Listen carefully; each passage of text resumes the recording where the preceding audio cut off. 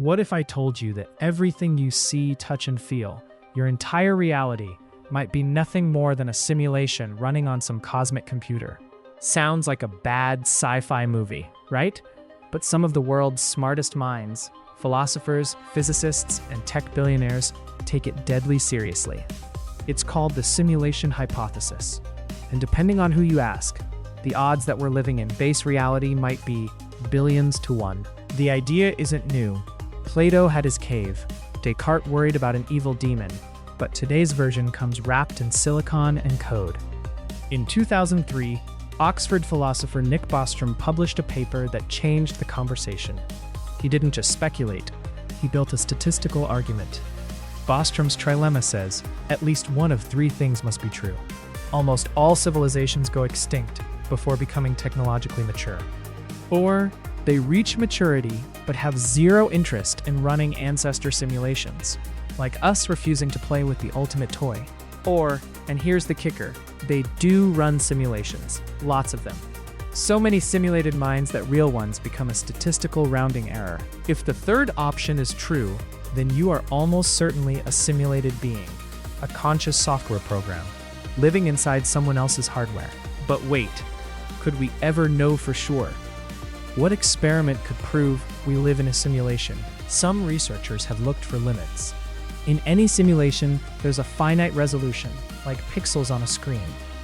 So maybe our universe has a pixel too. That pixel would be the smallest possible length. Physicists call it the Planck length. Below that, space might not be continuous. It could be digital. We've already seen hints. High-energy cosmic rays, particles from deep space, seem to have a preferred direction. That shouldn't happen in a smooth universe. But here's the problem. If the simulators wanted to hide the grid, they could.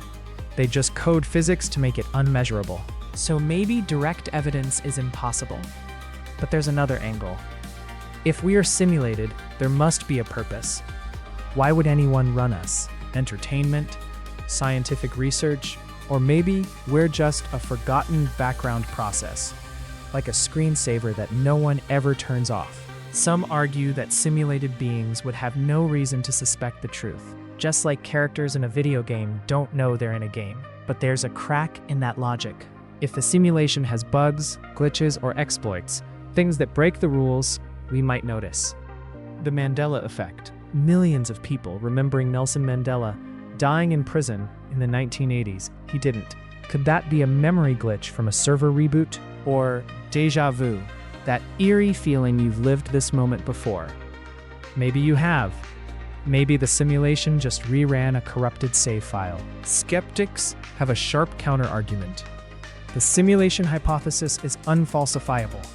You can't prove it wrong, so it's not science. It's just modern mythology. But even if it's not science, it's still a powerful thought experiment. It forces us to ask, what is real? And does it matter? René Descartes famously said, "I think, therefore I am." Even if an evil demon deceives me, my act of doubting proves my existence. Under simulation, the same logic holds. You might be software, but you're still thinking software. Your experience is real, even if your world isn't. Some technologists have tried to calculate how much computing power would be needed to simulate all of human history. The numbers are astronomical. To simulate every quantum interaction in a human brain, you'd need more atoms than exist in the universe, if you did it naively. But the simulators wouldn't need full quantum detail. They'd only render what we observe, just like a video game only draws what's on screen. That's the render-on-demand trick. It's why the moon doesn't need to exist when no one looks at it. A playful echo of quantum physics. Quantum mechanics itself is weirdly simulation-friendly. Particles exist in superposition until measured, like variables that only get values when called.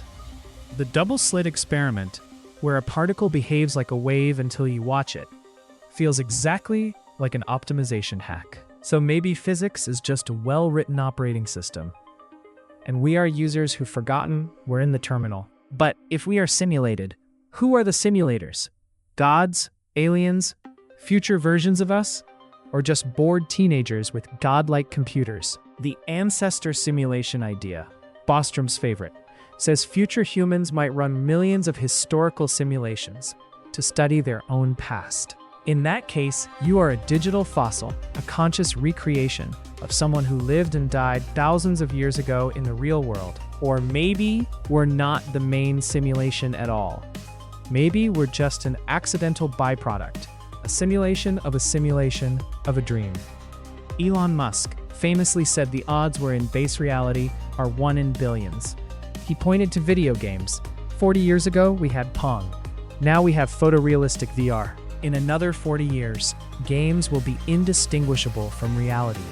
So statistically, most conscious experiences in the universe are probably simulated. That's the heart of the argument. If simulations are possible and civilizations run them, then simulated minds vastly outnumber real ones.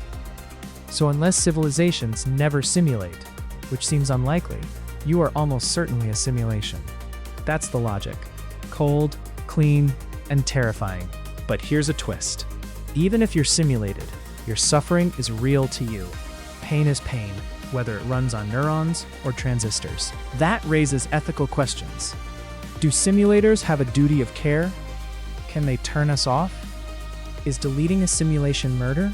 Some philosophers argue that if we're simulated, we should try to get the simulator's attention. Make ourselves interesting. Break the rules. What if we could send a message outside the simulation, hack the code from inside, become lucid dreamers in the machine? The simulation hypothesis isn't a scientific conclusion. It's a philosophical lens.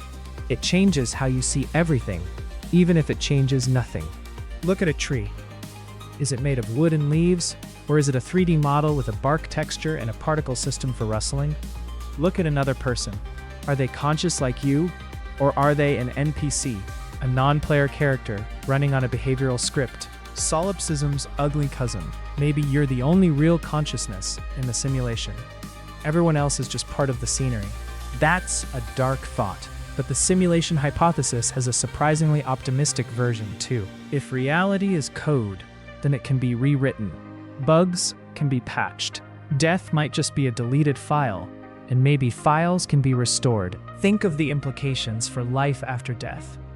If you're a simulation, you is just a data pattern. That pattern could be backed up, restored, run again, or maybe not. Maybe your code is deleted forever when the simulation ends. No heaven, no hell, just a segmentation fault. Religious traditions have wrestled with similar ideas for millennia. Hinduism calls reality Maya, an illusion, a divine play. Buddhism says the self is an illusion, no permanent you behind the thoughts. That's exactly what a simulated person would be, a process, not a thing. So the simulation hypothesis isn't new. It's just an old spiritual intuition dressed up in engineering jargon. The difference is that now we have a mechanism. Not magic, not miracles, just computation. And that's testable. In 2012, a team of physicists proposed an experiment. Look for a fundamental limit in the energy of cosmic rays, a pixel of space-time. They haven't found it yet, but absence of evidence isn't evidence of absence. The simulators might just have good anti-cheat software. Another approach. Look for computation shortcuts. If our physics has shortcuts, like quantum entanglement's spooky action at a distance, that might be a speed hack. But even if we find evidence, what then? Do we demand rights? Try to escape? Or just enjoy the ride, knowing it's all ones and zeros? Some people say the hypothesis is a distraction. Even if it's true, we still have to pay rent, fall in love, and feel pain. The simulation feels real, so it is real. William James, the great psychologist, said, "If this is a dream, it's a very deep one.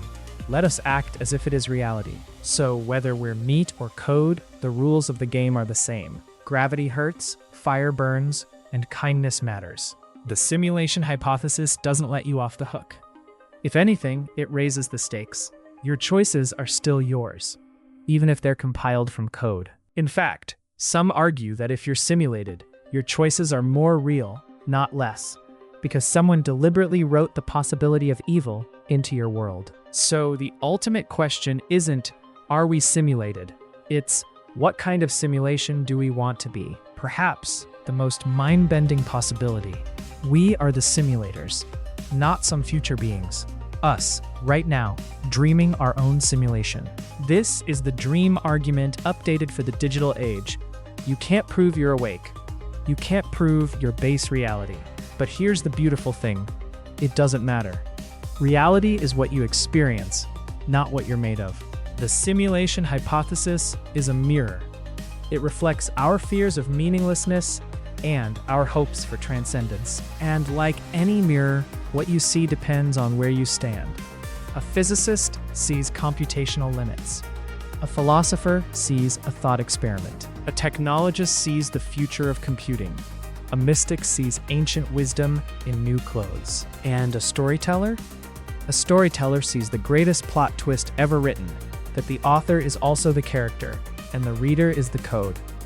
So where does that leave you? Right now, watching this video on your screen, are you a person using a computer? Or a computer dreaming it's a person? There is no definitive answer. Not yet, maybe not ever. But asking the question changes you. Because to wonder if you're in a simulation is to wonder what's real. And that's the most human question there is.